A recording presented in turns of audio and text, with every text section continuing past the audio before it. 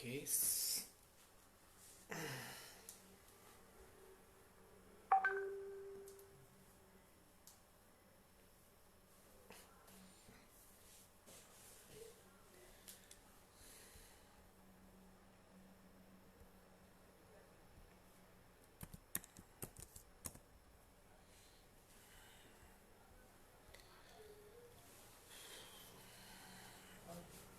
Yo, so we have one guest so far.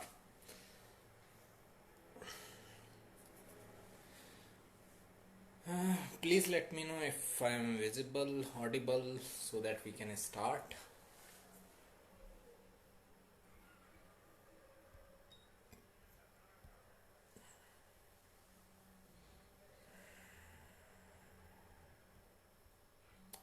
You only use what you clicked.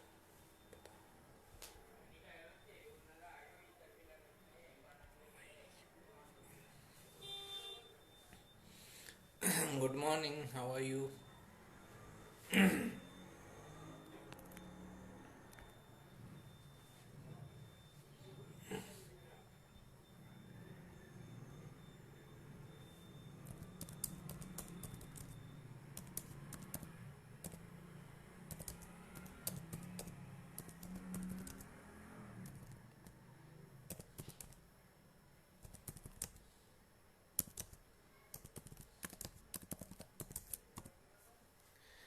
Okay, so we are great. So we are going to talk about this what notes at Taurus Scorpio axis. If Rahu is in Taurus or Scorpio, or Ketu is in Taurus or Scorpio. Okay, uh, this is what we are going to talk today. Good morning. So, as I made a video, and normally this axis of Rahu and Ketu is seen as their exaltation and debilitation. People feel that Rahu and Ketu are exalted or debilitated at this axis. Means Rahu is considered as exalted in Taurus and debilitated in Scorpio. Uh, Ketu is considered as exalted in Scorpio and debilitated in Taurus. But I made a video recently where I said where my view is that they are neither exalted nor debilitated. Okay, they are neither doing too good or not doing too bad. They are just doing their role. Okay, so when Rahu and Ketu are in any sign or any house, they are just doing their role. Rahu is exploding things related with that house or sign, and Ketu is just imploding things related with that house and sign. Yeah, they are neither exalted nor debilitated. Okay, that is the first thing which I would continue to stick with. That nodes are neither exalted nor debilitated. Now, what happens if Rahu is in Taurus? Okay, as we know that Taurus is the sign of wealth, assets, and all the luxuries of life, conveniences of life. So, and Rahu represents our materialistic desires, plus it also represents the things which it blows out of proportion. Okay, it blows things out of proportion. So when Rahu is in Taurus, it can expand and explode someone's wealth. Okay, they can be like filthy rich people. When Rahu is in Taurus, we can assume that the person is very rich uh, because Rahu is sitting in the sign of wealth and assets. Okay.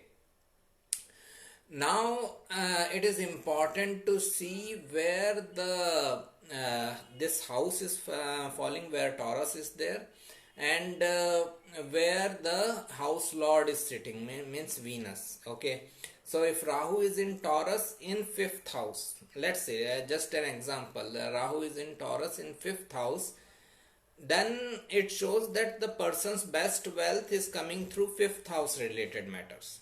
Okay, if Rahu is in Taurus in seventh house, then it shows that person's best wealth is coming through seventh house related matters, business and dealing with other people.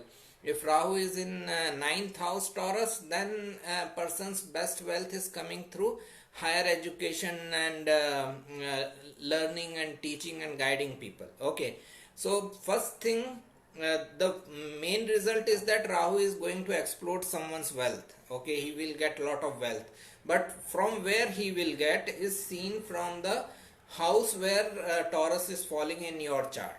Okay, like I am a Scorpio ascendant. If I have Rahu in Taurus, then Rahu will be in my seventh house. So it shows that the best possibility for me to gain wealth is through the seventh house related matters. Okay, through business, through dealing with other people and all. That will show. So first thing, second thing which is important is to see the house where it is placed. Okay, Rahu in Taurus.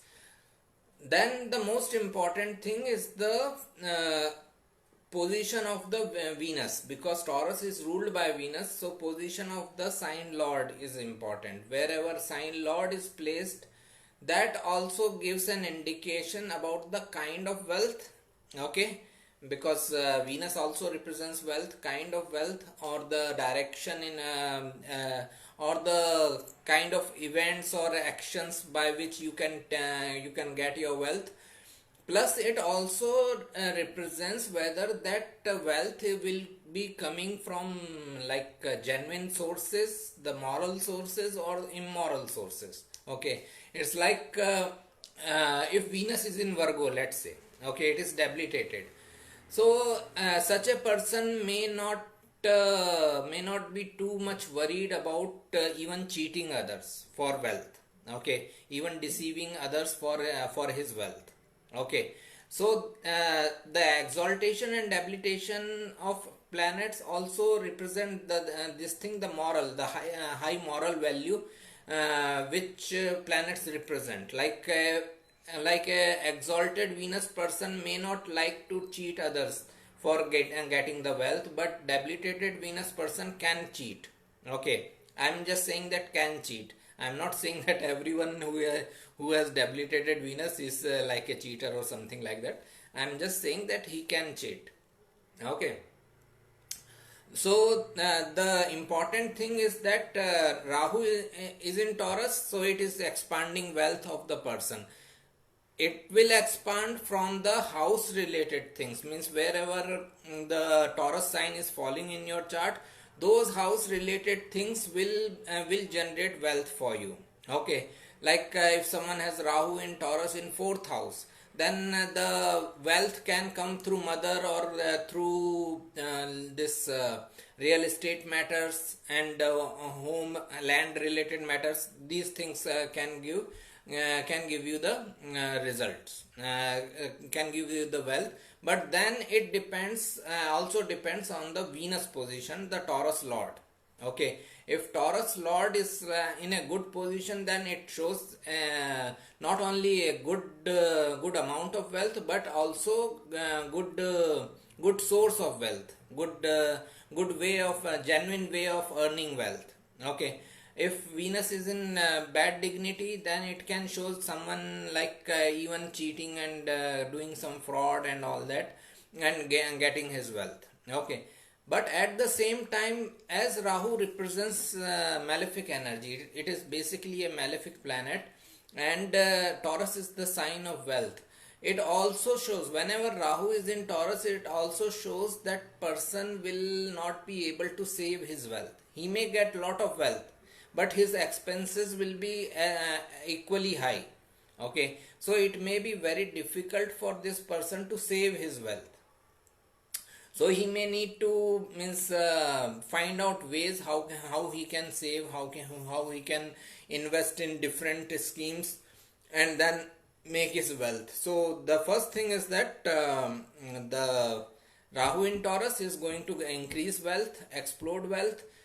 House position, wherever the Rahu is falling in Taurus in your chart, that house related things will help you in generating your best wealth. Taurus Lord Venus position will decide that if the wealth is getting generated through genuine sources or not so genuine sources. Okay, if the person is honestly earning money, or if person is like willing to take shortcuts in making the wealth. Then this last thing is that although it can give wealth, but it can also take away wealth. Means the saving part is very difficult when Rahu is in Taurus or Rahu is in second house of someone. So these people need to work really hard to make their wealth, to save their wealth. Okay. Then Rahu is in Taurus, that means Ketu is in Scorpio. Okay. Ketu is in Scorpio is again considered as exalted, but as I said that I don't consider them exalted or debilitated anywhere. It only shows that Ketu is in its own environment. Okay. Rahu in Taurus is also in its own environment. When Rahu is in Taurus, because Rahu represents our materialistic desires, Taurus represents wealth and all. So Rahu is very much in its own this environment which Rahu likes. Likewise, Ketu represents occult mysticism, research and investigation, spirituality, and Scorpio is the sign of those things only. Ketu also co-rules Scorpio. So when Ketu is in Scorpio, it is like in its own home. It is like enjoying the environment. Okay, so when Ketu is in Scorpio, it gives tremendous research ability to the person. Okay, they can research like anything. Means they are the happiest if you leave them in researching of something. Okay, they can do any kind of research, not only this occult mysticism, but they can be in any field of research oriented work. Okay, so that's where the Ketu likes, because Ketu itself represents research and Scorpio is the sign of mysteries. So in the sign of mysteries, Ketu has the highest possibility of researching about almost every mystery, whichever possible. So that's why Ketu is considered as exalted there, because it is in its own element. Okay. Now again it depends upon the house where it is sitting. Okay. A person may be interested in researching about that house related thing. Okay. If let's say someone is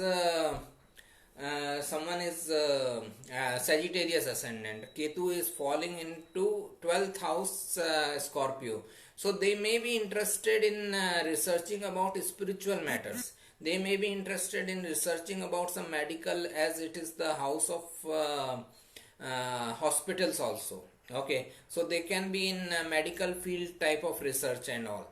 So if someone has this Ketu in Scorpio in 9th house, they can be researching about religion related matters. Okay, or higher knowledge, philosophy, literature, all these matters they can be researching about.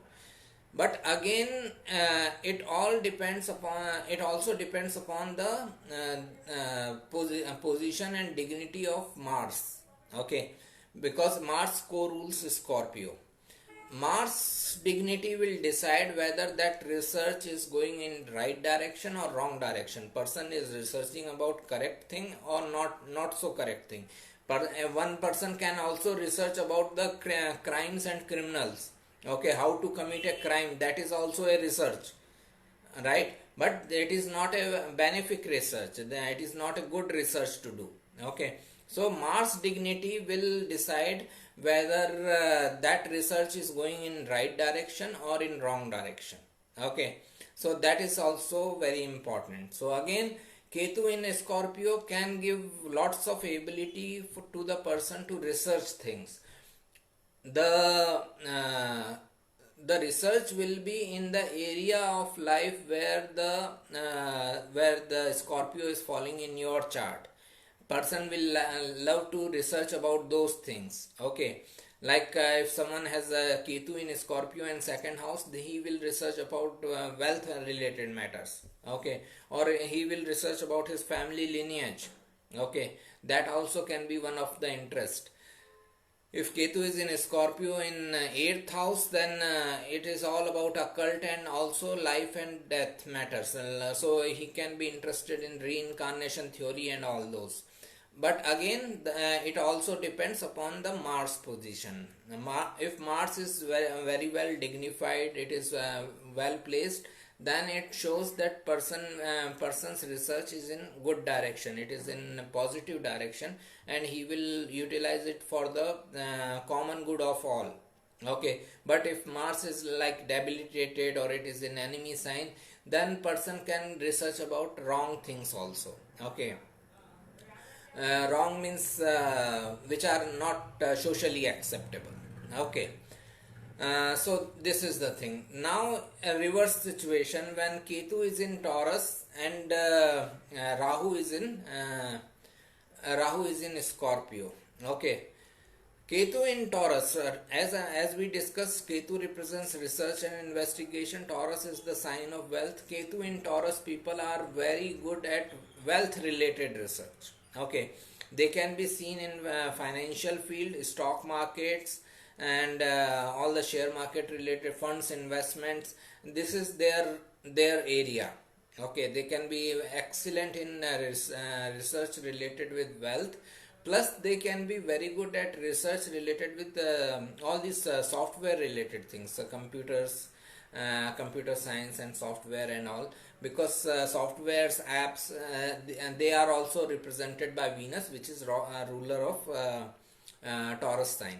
So they can also be very good at researching in these matters. Okay, again it depends on the house where Taurus is falling in your chart. Okay, they will research, they will also research related with the things related with that house where Taurus is falling. Okay, uh, and again the Venus position will decide whether that research is going into right direction or wrong direction, whether that research is beneficial for everyone or not so beneficial. Okay, so likewise, now if Rahu is in Scorpio, okay, this can be a really troublesome situation. Okay, what is the reason is that Scorpio is the sign of changes. Okay, although Rahu in Scorpio, person will also have lots of ability to research, but it is a sign of changes and instability, and Rahu blows things out of proportion. Rahu explodes things. So when Rahu is in Scorpio, it is a very troublesome situation, because that person will face lots of instabilities in his life. Now again the instabilities will be regarding the area where Rahu is sitting.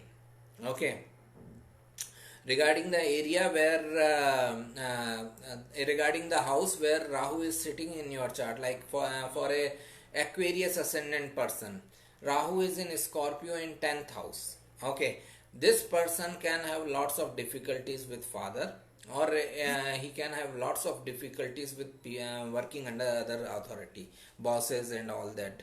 Okay, the job setup, career can never be a stable one with this person who has Rahu in Scorpio in 10th house. Okay, so this is something very important. When Rahu is in Scorpio, it just explodes the changes and instability. This person cannot expect a stable life. Basic thing is that he cannot expect that his life will be very stable. If someone is like a Taurus ascendant and Rahu is falling into the 7th house Scorpio, no matter how many partners he change in his life, his relationship life may always be unstable. Okay, if Rahu is in, let's say, 5th house Scorpio, again the love romance life, the life of the first child, or their own love matters and all, those things will remain unstable. Their education can be very unstable. throughout their educational life. Okay, so this thing is very important. When Rahu is in Scorpio, it increases the instability in life. Okay, and instability will again be in the area where in the house where Scorpio is falling. Again, important thing is where the Mars is sitting. Okay, Scorpio Lord.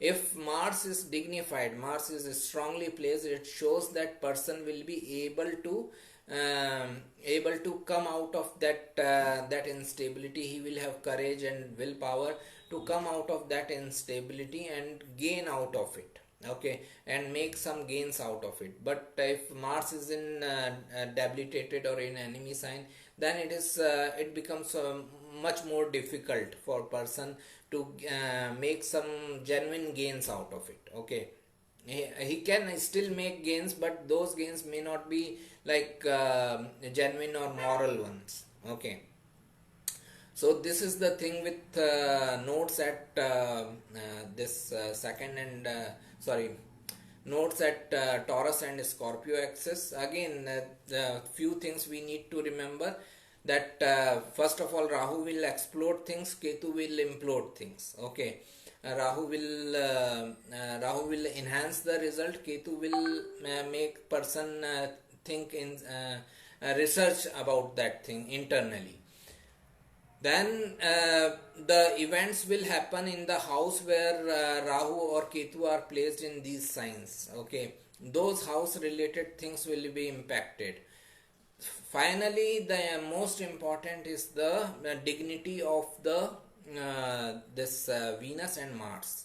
Taurus is ruled by Venus, Scorpio is ruled by Mars. So their dignity is the most important to understand where the energy of Rahu and Ketu are going. If it is going in the right direction or in wrong direction.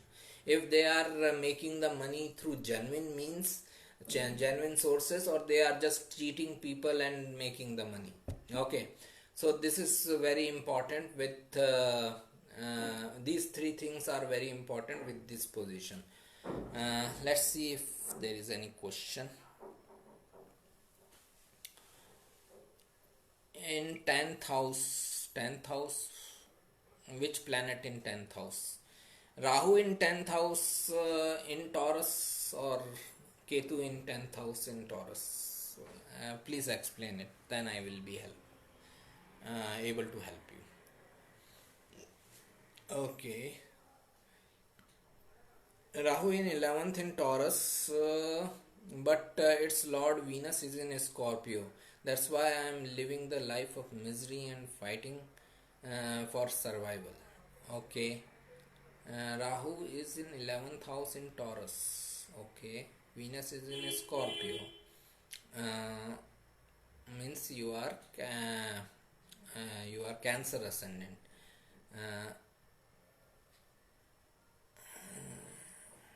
Rahu is in okay, I understand it like this, that Rahu in 11th house in Taurus promises you lots of wealth. Okay, promises you lots of wealth, but though that wealth will only come through your own entrepreneurship, because 11th house is the house of entrepreneurship. Then Venus is also coming into the 5th house. The Taurus Lord Venus is sitting in the 5th house. It shows that your gain and wealth are coming through 5th house related matters.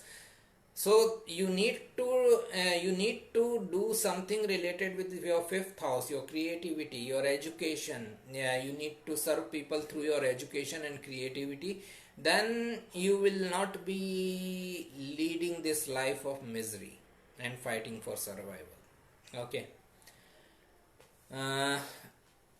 Because Venus in Scorpio is not good position, not bad position dignity wise, because it is in neutral sign. I agree that no planet is ever happy in Scorpio sign, but it's still Venus in Scorpio, at least in your living non-living significances, in matters of wealth, assets and all these things, it may not be very bad situation. Only thing is that you need to redirect your energy towards 5th house related matters, then you will get the best wealth. Again, it is important for you to develop the habit of saving the wealth, because saving the wealth can be problem for you. My Ketu in third house in Taurus, Venus in ascendant exalted, Rahu in is ninth house, Mars in fifth house. How can we interpret? Okay, so Ketu in third house in Taurus. Okay, and Rahu is in ninth house in Scorpio. Rahu is where we are supposed to gravitate. Okay, so you are supposed to gravitate towards uh, ninth house related thing, Scorpio related thing. Okay, means you should be educating, teaching, guiding, counseling people through your higher education knowledge, which may be of research oriented subject or occult and all. Okay, then Taurus Lord Mars and Ketu are going into the third and fifth house. Third house is the house of business. Ketu sitting in there in the house of business means doing your own business can be your past life expertise, which you can utilize in this lifetime. Then Venus sitting in Pisces shows again that your business can be in spiritual matters, as spiritual, imaginative, creative matters. Mars sitting in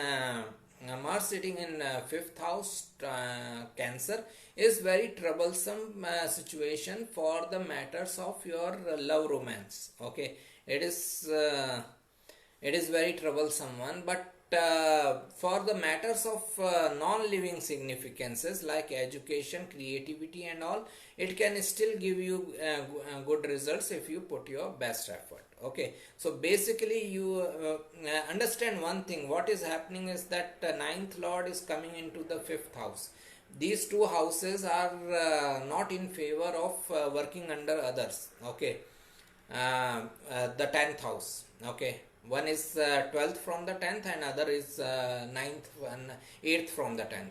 So it shows that you need to do your own business. You need to work for yourself. Then only you can get benefit of this these positions in your chart.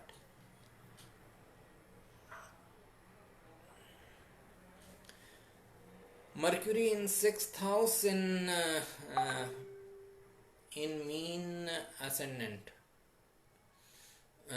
in Magha nakshatra, aspected by Rahu of second house. Will Mercury perform well conjunct with Mars and Sun? Sun, Mars, Mercury is always a good position for a counselor. Okay, it is very good position for someone in counseling or guiding kind of field. I have this exact same conjunction in Leo, in Capricorn, Sun, Mars, Mercury. So it shows a good combination to become a counselor, guide to other people. Again, the career matter depends upon a lot of things. I cannot say that what career you should be following, but Mercury is in like friendly sign with friends. Sun, Mars is the enemy, so it will give you troubles with your communication and siblings. And your communication may get you into conflicts, but you can utilize the same communication in resolving the conflicts of other people. Okay, so it can be a good position for being a counselor.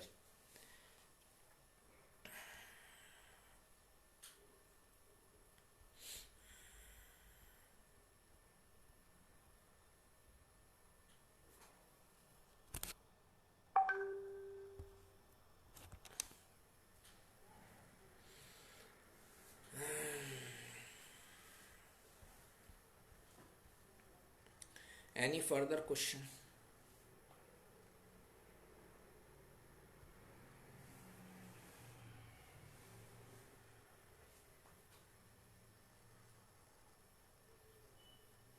Namaskar.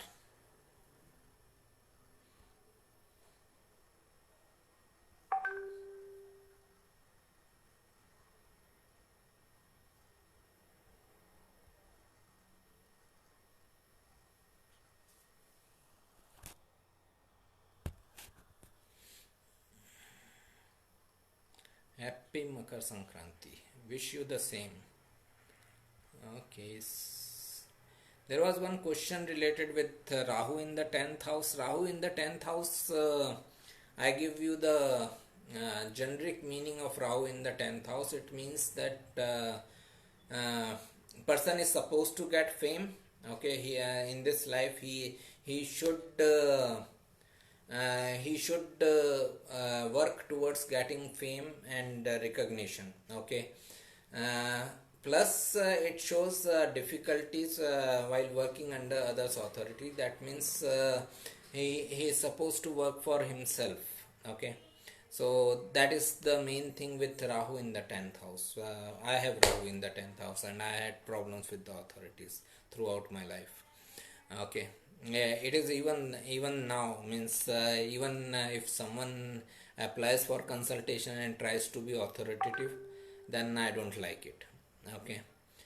uh, uh, Jupiter 11th house, mean ascendant, aspects by Venus. Jupiter is retrograde. What is the question? Jupiter in 11th house means it is debilitated. It can give troubles with the authorities because it rules first and ninth, first and 10th house, and it is debilitated. If you work under others authority, you may not find proper success. But it is also house of entrepreneurship, so you can get your success through your own entrepreneurship, which can be knowledge oriented. Jupiter is all about sharing the knowledge. What is the effect of Rahu Ketu in Gandamul Nakshatra expected? Gandamul Nakshatra is they are troublesome points. Okay, like Ashlesha or Magha, then other Mula and Jeshta. They are troublesome points. They are the points which show lots of transformation changes, especially when Rahu is there. Okay, understand the difference between Rahu and Ketu is that Rahu explodes things. Whatever events Rahu cause, you can see it. Okay, if if Rahu is messing my life, then you can easily see that this person is screwed right now. Okay, what Ketu does is it gives the same transformation, same problems internally. Okay, so when Rahu and Ketu are at Gandanta point or Gandmul Nakshatra and all, person can go through lots of difficulties and problems. But when Rahu is there in the Gandmul Nakshatra or Gandanta point, at that time the problems will be more visible. Okay, you can see the problems happening. But if Ketu is there, person will deal internally. You may not be able to see it. That is the thing. Venus in 11th house in Taurus, but Lord of Scorpio. And Lord of Scorpio, Mars, being Lord of 5th and 10th, okay, is in Gemini, in 12th house, Ketu. Your views. It again shows difficulty with the authorities, and although it shows career in foreign lands or with foreign people and all, but it is difficult position of working under others authority. Understand what happens with Cancer ascendant people is that Mars rules their 10th house, Mars rules their 5th house, which is 8th from the 10th, instability in career of job setup. Okay, so whenever they try to work under job setup, because of Mars ruling these two houses, it naturally brings troubles. Okay, they may not get proper recognition of their work and all. So that is that itself, without the position of Mars, that itself is a troublesome situation. Now your Mars is also sitting in the 12th house of losses and in Gemini, where it is in enemy sign. So it gives furthers those troubles with authority figures. The only solution which I see is having your own business, and that will help you. Plus the fifth lord is also going 8 houses away. Okay. If you see fifth lord is sitting in 12th house, it is going 8 houses away. It shows that the love and relationship matter, romance related matters can be very unstable. What is the importance of deities in divisional charts? I have no idea about divisional charts. I only limit myself to D1 chart, and that's the area of my specialty. That's it. I don't even look at if D1 chart is short, means I can if I read everything from D1 chart, I may not even look at D9 and D10 to confuse myself.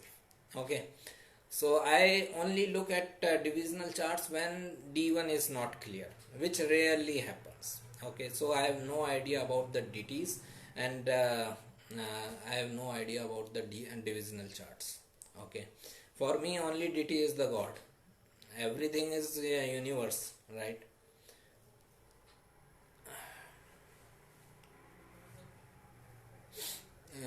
Let me know if there is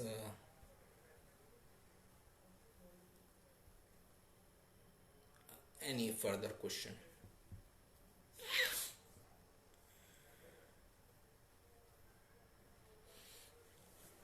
Moon in fourth house in mean ascendant, is it good or bad? It is in enemy sign. Everything is good and everything is bad. Okay, we realize the life is in contrast or contradiction. Every planetary position will give you some good results, and every planetary position will give you some bad results. Okay, there is nothing like completely good or completely bad. Actually, the existence of good is also because of the existence of bad, right?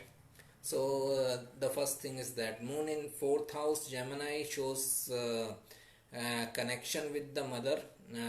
The person likes to be at home or homeland and all these things. But it is also a very business oriented mind. This person should be in his own home or private office based business. At the same time, it is a very uh, very frequently traveling mind. Okay, it is a mind which is completely unstable. There is no stability, no peace in this mind. Okay, so means they can have thousands of ideas running around every time. Okay, so that is difficulty. So again, moon in fourth house is giving some good results, some bad results. Jupiter in Cancer for Tula Lagna means 10th house aspected by moon. What results can give in Antardasha? Result is only available when you are going through Jupiter. You are doing something related with Jupiter. Okay, understand what I am trying to say is that suppose I have Jupiter exalted in 7th house. Okay, and I am going through Jupiter Mahadasha. 7th house is business, other people, masses. Unless and until I connect with the masses, unless and until I get into business setup, I may not achieve the results of Jupiter. Okay, I cannot complain later that I went through whole of Jupiter Mahadasha and it didn't help me out. Likewise for you, Tula Lagna means Libra ascendant. Jupiter rules the 3rd house of business and sits into the 10th house of career. So unless and until you go into business setup of career, you cannot expect the best of the results of Jupiter Antardasha or Moon Antardasha, whatever it is. Okay, you cannot expect because you are not doing anything related with that planet. So if you are in business setup, then it can be an excellent dasha for business. But if you are in job setup, then you will get the result. I am not saying that the results will be just nullified, but you will not get the best of the result of Jupiter. Okay, So what I mean to say is that as Jupiter is ruling the third house, this person needs to get into his own business, then only he can expect the best results of Jupiter Dasha. Jupiter is once 5 9 grants intuitive ability. I don't know. Normally people say Ketu in 4th, 8, 12 grant intuitive abilities. Let's see. Mahadasha is Saturn Jupiter, and Mahadasha is Saturn Jupiter is Antardasha, whatever it is. Unless this person is having his own business, he cannot expect best of result, and it is for everyone. If understand that if a planet is placed at some place in your chart, it is indicating towards some activities, right? Moon is in ninth house. It is indicating that during Moon Dasha, person should be engaged in ninth house related matters. Then only Moon will function well. Then only Moon will be giving the best of the result. Okay. So likewise in this case, Jupiter is exalted in 10th house, which is excellent position, but that excellent position can only help him when he is in his own business. Okay. Ascendant or moon, which nakshatra is most important? I follow ascendant. Okay, I have written about it many a times. You can check my website, explore the website. All the topics are written. Ascendant shows the event, moon shows the mindset. Okay, ascendant shows what event will happen. When X person is going to get married, that can be seen from the ascendant, or in relationship. I should not use the word marriage, relationship. So relationship or alliance, when that person is going to get into relationship or alliance, that is seen from the ascendant. How he will feel after getting relationship or alliance in that relationship is seen from the moon, the mind. Okay.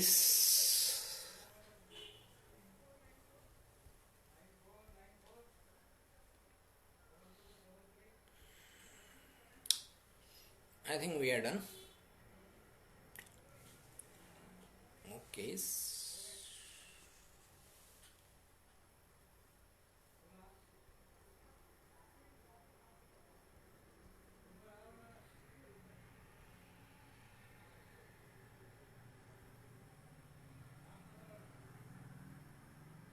Okay, fine. Thank you.